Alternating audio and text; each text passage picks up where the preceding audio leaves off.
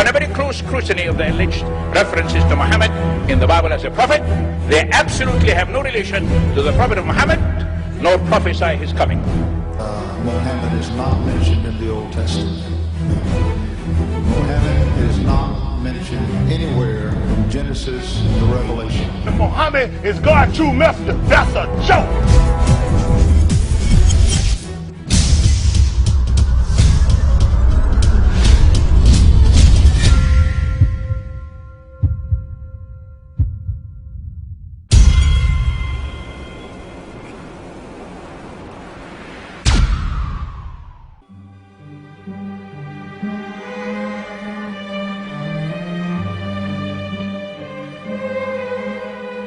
Lo, we inspire thee as we inspired Noah and the prophets after him, as we inspired Abraham and Ishmael and Isaac and Jacob and the tribes, and Jesus and Job and Jonah and Aaron and Solomon, and as we imparted unto David the Psalms.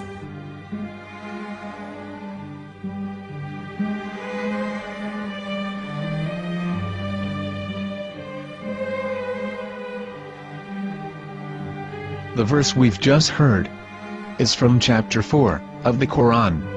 In the verse, God is affirming to humanity that Muhammad is indeed the recipient of a divine guidance, just as Noah, Abraham, and the rest of the prophets. However, some Christians and Jews today don't believe that Muhammad was a prophet and the covenant that God made with Abraham. And since the Quran is not their book of authority, in this video I'm going to show you that the book you're holding in your hands contains the name off the seal of prophethood, the Prophet Muhammad.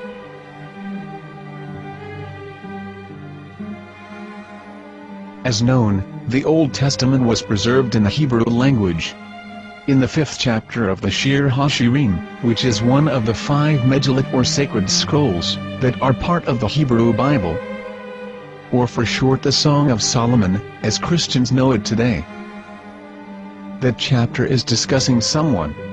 Jews will say it is discussing Solomon, while Christians will say it is discussing Jesus.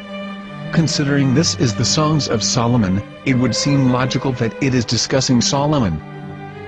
The verses, describing this mystery man, have the narrator's speech conjugated in the feminine, meaning it is a woman who is describing this man. So it is possible that it is one of Solomon's wives discussing her husband Solomon. However, Christians assert that Jesus is being discussed, and that the chapter is describing a man who was not yet alive at that point. A prophecy.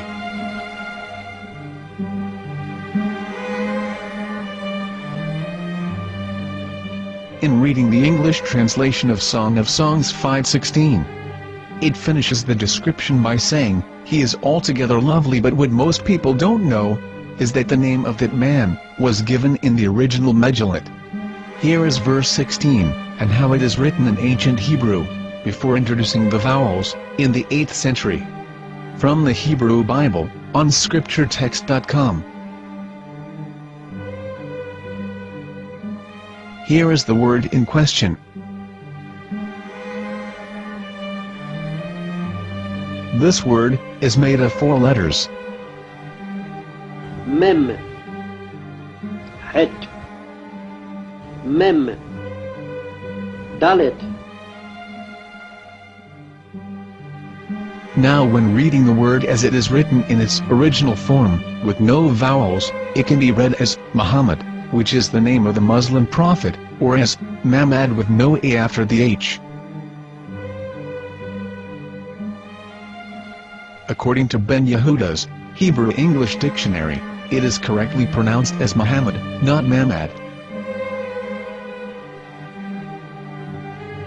So how we're going to know for sure if it's pronounced as Muhammad, the Muslim prophet, or as Mamad, a random Hebrew word? The only way is to give the verse to a rabbi and say to him, "Please read." Here is the Song of Songs 5:16, and how it is read by a rabbi from a Hebrew Jewish site. Please notice, the im in Hebrew is a plural of respect. חיכו ממתקים וכולו מעמדים, זה דודי וזה רעי בנות ירושלים.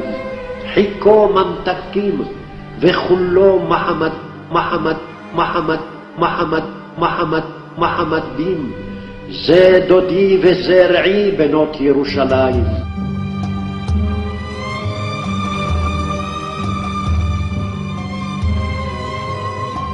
We are coming out from the darkness. There are no other gods but God, and Muhammad is his messenger.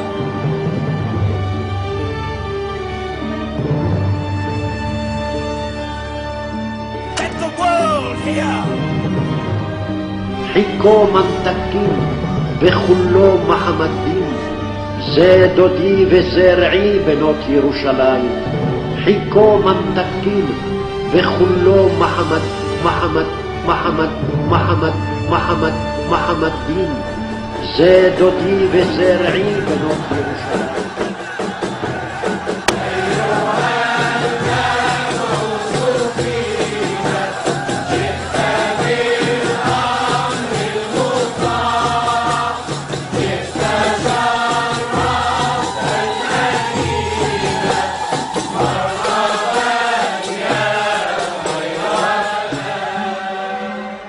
Here is the famous SDL translation tool, which includes a professional human translation, as well as an online translation. We're going to copy our Hebrew word of the Song of Songs, directly from the Jewish site. It's the same site, where you can hear the rabbi reading the verse in Hebrew. All links are in the description, so, we're going to copy the word and paste it, and ask, please translate. Are they going to translate the meaning of the name of that person? As the Bible translators did. Which is the praised and the lovely one, or are they going to keep the name as it is? Well, see it yourself. Here is the World Lingo Translator. The result is the same. It's Muhammad.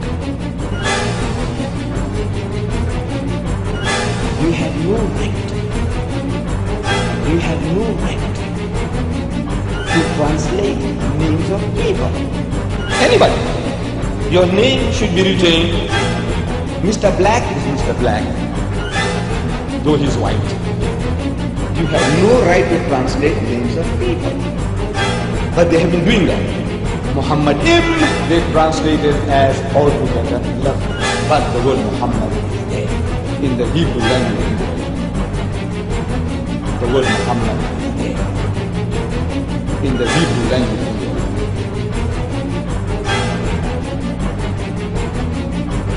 I will tell you a story from my own personal experience. Years ago, I used to spend every Sunday afternoon in a place called Speaker's Corner. And in my years down there, I got to know a Jewish rabbi. He was a very nice man, he used to listen to me, and he was always very polite and talked about Islam in a very nice way. And one day during one of our conversations, after some years, I thought that it was about time I should invite him to Islam. So I said to him, you know, my friend, we have been talking now for many years, and even you have admitted to me that Muhammad is a prophet. So why then do you not embrace Islam? He said to me, we Jews, we never change our religion. I said, but half of the rabbis of Medina became Muslim.